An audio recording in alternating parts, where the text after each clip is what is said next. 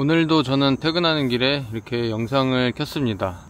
약 2달 정도 된 것 같은데 자전거 전동 키트 사용 후기 영상을 올린 적이 있었는데 최근까지 이 전동 키트에 대해서 궁금해 하시는 분들이 많이 계시더라고요. 그래서 제가 지금 약 2개월 정도 사용한 후기를 알려드리면 좋을 것 같아서 이렇게 영상을 켰고요. 일단 저는 이 파워휠 전동 키트를 아직까지도 엄청 잘 사용을 하고 있습니다. 많은 분들이 이 제품이 국내에서 구매를 할 수 없는 제품이다 보니까 또 가격도 저렴한 가격은 아니어서 관심은 많이 있어 하시는데 쉽게 구매를 못 하시는 것 같더라고요. 저도 제가 60만원을 지불하고 구매를 했지만 사용한 후기도 찾아보기도 힘들었고, 하지만 지금은 제가 2달 정도 계속 사용하면서 60만원의 값어치는 충분히 한다고 그렇게 저는 생각이 되는데, 이 전동 키트에 대해서 몇 가지 좀 공통적인 질문을 많이 주셨습니다. 일단 이 전동 키트는 여러 자전거 장르에 장착할 수 있도록 설계된 제품이기 때문에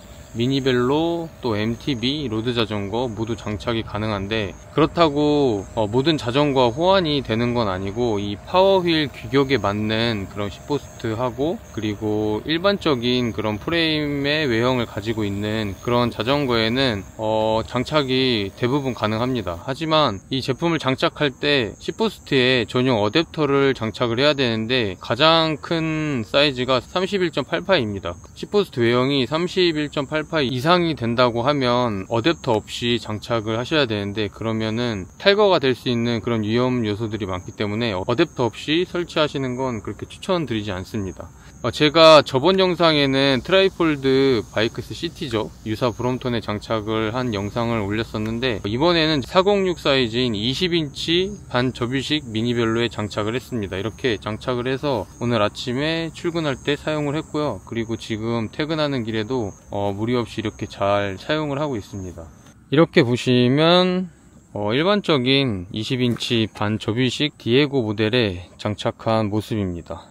장착된 이 어댑터를 보게 되면 이쪽에 슬리브가 하나 포함이 되어 있고요. 그리고 이 슬리브를 고정할 수 있는 이렇게 어댑터가 따로 포함이 되어 있습니다. 이 두 가지 부품을 다 사용을 하셔야지만 문제없이 이렇게 장착을 하실 수가 있습니다. 슬리브 규격이 31.8파이가 가장 큰 사이즈이기 때문에 10포스트는 31.8파이에 10포스트를 설치를 하셔야 됩니다. 근데 이제 문제가 20인치 반접이식 미니벨로 같은 경우에는 대부분 33.9파이 정도 되는 10포스트를 많이 사용하기 때문에 33.9파이에 장착할 수 있는 여러가지 방법을 다 사용을 해봤지만 라이딩 중에 이 제품이 떨어질 것 같은 그런 적이 몇 번 있었기 때문에 33.9파이 10포스트에 설치하시는 건 추천드리지 않고요. 31.8파이 짜리 10포스트로 교체를 하시고요. 그 다음 장착을 하면 되는데 10포스트 슬리브를 교체를 해주셔야 됩니다. 보통은 36파이, 외경 36파이에 내경 33.9파이의 슬리브가 설치가 되어 있는데 36에 31.8파이 짜리 슬리브를 구매를 하셔서 이렇게 10포스트를 교체를 한 다음에 장착을 해서 라이딩을 하시면 20인치 미니벨로에도 아무런 문제 없이 이렇게 사용을 하실 수가 있습니다. 16인치 모델하고 20인치 모델에 설치를 해서 이렇게 사용을 해보니까 16인치 미니벨로에도 확실한 효과가 있지만 20인치 미니벨로에 설치를 해서 주행을 해보니까 훨씬 더 성능이 좋더라고요. 아무래도 바퀴 사이즈가 조금 더 커서 그런 것 같기도 한데 확실히 20인치 미니벨로와의 궁합도 좋은 것 같습니다.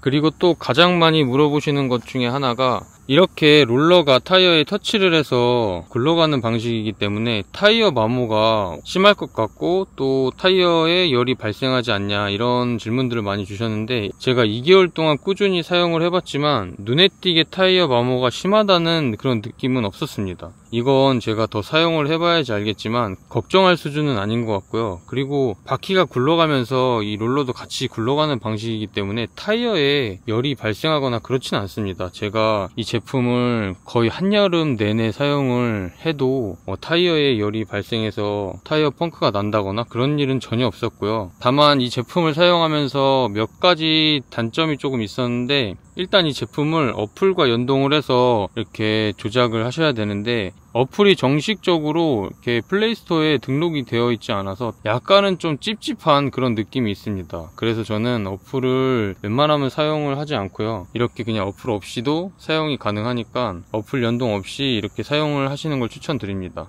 만약 어플과 연동을 해서 사용을 하게 되면 1단계에서 4단계 모드가 조작이 가능하고요, 또 여러가지 설정이 가능한데 제가 1단계, 2단계, 3단계, 4단계 다 사용을 해봤는데, 일단 3단계, 4단계 모드에서는 브레이크를 잡았을 때 이 롤러가 같이 멈춰야 되는데 좀 오작동하는 횟수가 많더라고요. 그래서 3단계, 4단계는 추천드리지 않고 2단계로 사용을 하시면 50km 이상 주행을 하실 수가 있고, 참고로 2단계로 라이딩 하실 때는 어플 연동 없이 그냥 이렇게 전원을 껐다가 전원을 다시 켜면 바로 이렇게 2단계 모드가 되기 때문에 사실상 어플 연동을 안 하고 사용을 하시는 게 가장 좋습니다.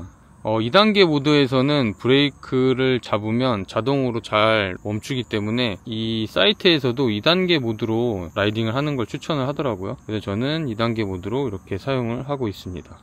이제 또 가장 궁금해 하시는 것 중에 하나가 주행거리인데, 주행거리는 제가 2개월 동안 꾸준히 사용해 봤을 때 2단계 모드로 50km 이상은 충분히 탑니다. 저도 막 밟고 다니는 그런 스타일이라서 험하게도 타보고 사용을 여러 번 해봤는데 최소 50km는 무조건 타더라고요. 2단계 기준에서 50km는 충분히 탈 수 있어서 저처럼 50km 내외로 자출하시는 분들한테는 최고의 그런 제품이라고 할 수 있습니다. 그리고 이 제품의 가장 큰 장점이 휴대가 가능하고 가벼운 무게인데, 탈거하기도 정말 편한 그런 구조인데 무게도 2kg 밖에 안 나가기 때문에 실제로 들어보면 정말 가볍습니다. 저번에 또 어떤 분이 주행거리가 좀 적어서 추가 배터리를 사용해서 연결을 할 수 있는지도 질문을 주셨는데, 이 제품은 추가 배터리하고 연결할 수 있는 그런 방법은 없고요. 어차피 일반 전기자전거 추가 배터리 무게가 2kg 정도 나가는데, 이 제품은 그냥 완제품을 구매를 하셔도 무게가 2kg 밖에 안 되기 때문에 똑같은 모델을 하나 추가로 구매해서 갖고 다니면 100km 이상은 라이딩을 할 수가 있습니다. 제가 이 제품을 시포스트 가방에 넣어봤는데 딱 맞게 잘 들어가더라고요. 그래서 만약에 장거리 라이딩에도 사용을 하고 싶은 분들한테는 추가로 하나 더 구매해서 시포스트 가방에 넣고 다니면서 교체를 하면서 탄다면 100km 이상도 충분히 가능합니다. 그리고 두 번째로 가장 많은 질문을 주셨던 게 어필에서 어느 정도 효과가 있는지 많이들 궁금해 하셨는데, 저번 영상에서도 어필에서는 큰 기대를 하기에는 힘들다 이렇게 말씀을 드렸었는데, 제가 그렇게 말씀드린 이유는 어필에서 충분히 효과가 있지만 일반 전기자전거처럼 팍팍 튀어나가는 그런 느낌이 아니기 때문에 이 제품의 기대치를 제가 높게 말씀드리면 실제로 이 제품을 구매해서 사용을 했을 때는 실망을 할 수가 있기 때문에 제가 어필에서는 큰 기대를 하지 않는 게 좋다 이렇게 말씀을 드렸는데, 가속력이 붙었을 때 힘을 보조해주는 그런 전동 키트라고 생각을 하시면 좋습니다. 내가 전기자전거를 타고 있다라는 느낌보다는 일반 자전거를 타고 있는데 평속 유지를 잘 되게 해주는 그런 보조 전동 키트라고 생각을 하시면 될 것 같습니다.